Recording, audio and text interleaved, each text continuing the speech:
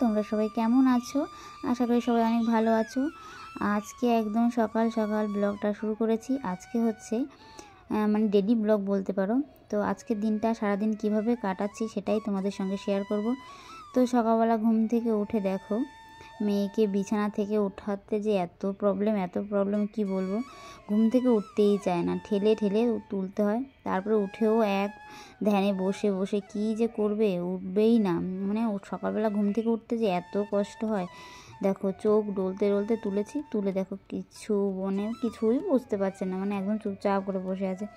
তো এরকমভাবেই দেখো প্রত্যেকটা দিন আমার কাটে। সকালবেলা ঘুম থেকে টেনে তুলতে হয়, প্রচুর কষ্ট হয়। দেখো ঘুম থেকে টেনে তুলেছি, তো বসে বসে ধ্যান করছে, ঠেলতে ঠেলতে উঠবে। উঠে গিয়ে তারপরে ব্রাশ কর। তারপর ব্রাশ করার পরেও আরেকটা ধাপ আছে, সেটা হচ্ছে খাওয়া। মানে এগুলো যে এত কষ্টের কাজ কি বলবো তোমাদেরকে। তো যাই হোক, এগুলোই আমার রেগুলার করতে হয়, তো সেগুলোই তোমাদেরকে দেখাবো। তো প্লিজ তোমরা সঙ্গে থেকো, পাশে থেকো, আশা করি ভালো লাগবে। তো কেউ স্কিপ করো না, প্লিজ দেখতে থাকো। আচ্ছা, সারাটা দিন আমি কিভাবে কাটাই কিন্তু আমি নিজেও জানি না কীভাবে কাটবে। আশা করি দিনটা ভালোই কাটবে। তো দেখো এই যে আবার ঘুম থেকে উঠে বসে বসে চোখ বন্ধ করে ঝিমিয়েই যাচ্ছে। তারপর সোয়েটারটা দিলাম, অনেক কষ্ট করে মেয়ে আমার খাট থেকে নামছে।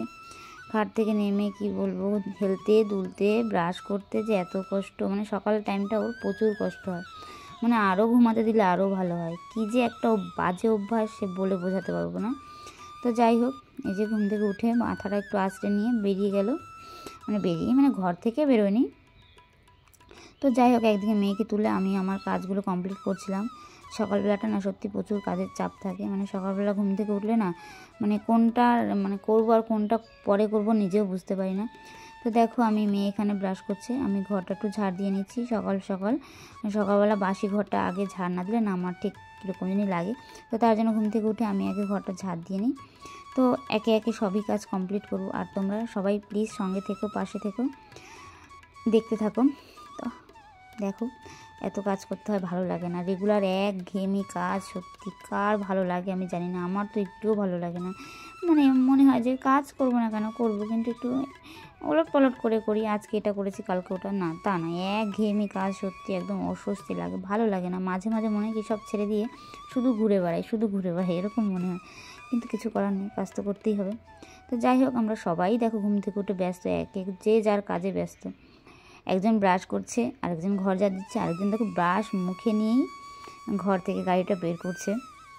সকালবেলা এমন জায়গায় এই গাড়িটা রাখা হয় যে মানে বের না করলে ঘরটা ঠিকঠাক করে ঝাড় দেওয়া হয় না। তার জন্য ঘর ঝাড় দেওয়ার আগেই আমার গাড়িটা বের করে দিতে হয়। প্রত্যেক দিন এটাই হয়, গাড়ি বের না করলে ঘরটা ঠিকঠাক করে ঝাড় দিতে পারি না। তো দেখো হালকা হালকা রোদ্দুরও উঠেছে, কিন্তু কুয়াশাও আছে। মানে ওয়েদারটা না দিন ধরে খুবই খারাপ, মেঘলা একদম বাজে একটা ওয়েদার। তো দেখো যাই হোক, কাজ মোটামুটি হয়ে গেছে। এবার আমরা দুজনে রাস্তায় দাঁড়িয়ে একটু ব্রাশ করছিলাম, আর ভাবলাম যে আমরা একসঙ্গে দাঁড়িয়ে কুয়াশা, বেশ ভালো ওয়েদারটা, সকালবেলার সুন্দর একটা ওয়েদার। তো ওখানে একটু ভিডিওটা করে নিই। তো তোমাদের জন্য ভিডিওটা আমি করেছিলাম। তো দেখতেই পাচ্ছ আমার বাড়ির সামনের ওয়েদারটা কীরকম একটা বিচ্ছিরি অবস্থায় আছে। তো সকাল সকাল ব্রাশ করতে মানে দেরি হলে তো চা খাওয়া দেরি হবে, তা ঝটাপট করে ব্রাশটা করে নিয়ে তারপরে চলে যাব চা খেতে। তো ব্রাশ না করলে তো চা খাওয়া যাবে না, তার জন্য ঝটাপট করে ব্রাশটা করে নিচ্ছি। এবার দেখো সকালবেলা মোটামুটি যাবতীয় কাজ যা ছিল সেগুলো মোটামুটি কাজ কমপ্লিট করেছি। করে দেখো চা নিয়ে বসে গেছি। একদিকে মেয়ে ব্যাগও নিয়ে নিয়েছে, চাটা খেয়ে পড়াশোনা চালু হবে। তো তার জন্য দেখো আমার বাড়িতে তিনটে কাপ নিয়েছি চায়ের। আর কি বলতো, আমার মেয়ে না চা খেতে চায় না একদমই। যদি বিস্কুট থাকে তো বিস্কুট ভিজিয়ে যেটুকু চা খাওয়া যায় ওটুকুই, তাছাড়া যেটুকু চা থাকবে ওটুকু ফেলে দেবে। ও কখনোই চা খেতে চায় না। এত কি বলবো, ওর খাওয়া নিয়ে, ঘুম থেকে ওঠা নিয়ে এত প্রবলেম, ওর সব কিছুতেই প্রবলেম। শুধু খেলতে দাও আর কোনো প্রবলেম নেই। তো দেখো ঘুম থেকে উঠে খেতেই চাইছে না, বলেছে যে অন্য কিছু খা, তাও খাবে না। তাও আমরা বিস্কুট ভিজিয়ে খা। তো যাই হোক, মোটামুটি খাওয়া দাওয়া মানে সকালবেলার চা বিস্কুট খাওয়া কমপ্লিট। তারপরে বুঝতেই তো পারছো বাঙালিদের শুধু খাদ্যরসিক, একের পর এক খাওয়া লেগেই থাকে। যেরকম চা খেতে না খেতে চলে এলাম কোথায়, রান্নাঘরে। কি করব, রান্না করব। তো আজকে একটু হালকা পাতলা রান্না হবে, বেশি কিছু রান্না হবে না। তার কারণ তোমরা সামনেই দেখতে পাবে, আমরা কোথাও যাচ্ছি। তো তার জন্যে সঙ্গে থাকো, বুঝতে পারবে কোথায় যাচ্ছি, কী করছি। তো তার জন্য আজকে অল্প মানে হালকা করে রান্না হবে সকালবেলা এক টাইম, মানে সকালবেলা এক বেলার জন্য রান্না হচ্ছে।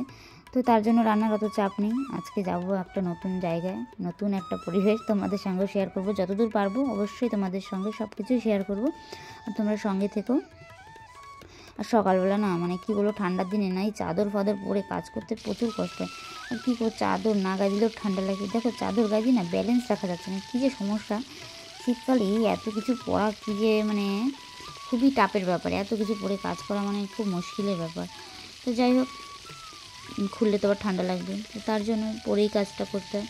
দেখো মানে একা একা বাড়িতে ছিলাম, যেটুকু পেরেছি তোমাদের সঙ্গে ভিডিওটা করেছি।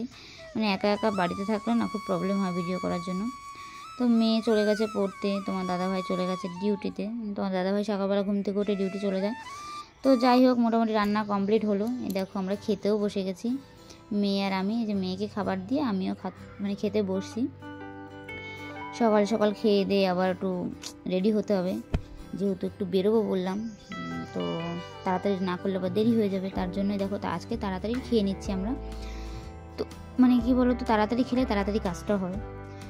তো এবার দেখো খাওয়া দাওয়া করে স্নান করে, মোটামুটি স্নান করে আমরা সবাই রেডি হচ্ছি একে একে, যে বেরোবো তাড়াতাড়ি করে স্নান করে নিই। তো স্নান করে দেখো ঠাকুরের বাসন নিয়ে ঘর থেকে বেরিয়ে গেলাম, বাসন মেজে পুজো দেবো, পুজো টুজো দিয়ে তারপরে রেডি হব।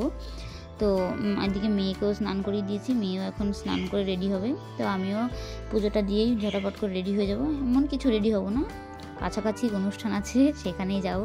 তো তোমরা দেখতে থাকো, অবশ্যই জানতে পারবে আমরা কোথায় যাচ্ছি। অবশ্যই তোমাদের সঙ্গে সব কিছু শেয়ার করি, না করলে হবে না। তো তার জন্যই দেখো হয়ে গেছে, আমি মাঝখানে বাসন মাঝে মাঝে জাদুর সাহায্যে পুজো টুজো দিয়ে একদম রেডি কমপ্লিট আমি যাওয়ার জন্য। দেখো আমার শাড়িটা পরে কীরকম লাগছে অবশ্যই কিন্তু তোমরা সবাই একটু কমেন্টে জানাবে। একে একে সবাই মিলে আমরা রেডি হচ্ছি। দেখো কি বলবো, মানে রেডি হওয়ার এক একজনের অ্যাটেম কি বাপরে বাপ। তো আমি মোটামুটি রেডি হয়েই তোমাদের সামনে এসেছি, মানে জাস্ট একটুখানি বাকি ছিল। তো ভাবলাম যে তোমাদের সঙ্গে এটুকু শেয়ার করি, না করলে ভালো দেখাচ্ছে না, আমার নিজেরই কেমন লাগছে যে আমি এত সুন্দর সেজেছি। বাট আমি বলছি সুন্দর, তোমরা বলো কেমন লেগেছে। আমি নিজে সুন্দর বললে তো আর হবে না, তোমাদের সুন্দর লাগাটাই আমার কাছে সব থেকে বড় পাওয়া। তো তোমরা যদি সুন্দর বলো তবেই সুন্দর লাগবে, আর আমি নিজে সুন্দর বললে কি সুন্দর লাগবে বলো।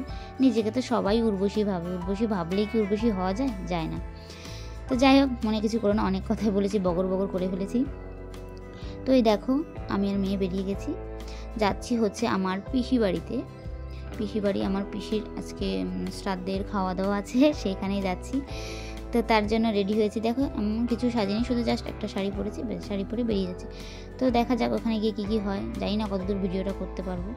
এই যে দেখো গিয়েই ভিডিও খেতে বসে গেছি, মানে ওখানে গিয়ে না ভিডিও করতে পারিনি, লজ্জা করছিল, সবাই তাকিয়ে তাকিয়ে দেখছিলো, তার জন্য তেমন কিছু ভিডিও বানাতে পারিনি, যেটুকু পেরেছি তোমাদের সঙ্গে শেয়ার করেছি। তো আমরা গিয়ে খেতে বসে গেছি। দেখো তো খাবার দিচ্ছিল না বলে ওয়েট করছিলাম, তো তার জন্য আবার একটু ঘুরিয়ে ঘুরিয়ে আমি যে সবাইকে একটু দেখাও, তো দেখাচ্ছিল। তো কেমন লেগেছে অবশ্যই কিন্তু একটু কমেন্টে জানাবে। আর এই দেখো এই কাকাটা না খুব পিছনে লাগছিলো, বলছিলো হ্যাঁ হ্যাঁ ভিডিও কর এরকম হ্যাঁ তার অনেক কিছু বলছিলো। তো বাট কিছু মাইন্ড করিনি, আমরা মজা করছিল। কাকাটা অনেক ভালো, আমাদের সঙ্গে অনেক ফ্রি মাইন্ডে গল্প করে, ভালোই লাগে। তো যাই হোক, তোমাদের কেমন লেগেছে অবশ্যই কমেন্ট করো। আবার নতুন কোনো ব্লগে দেখা হচ্ছে। টাটা, সবাই ভালো থেকে।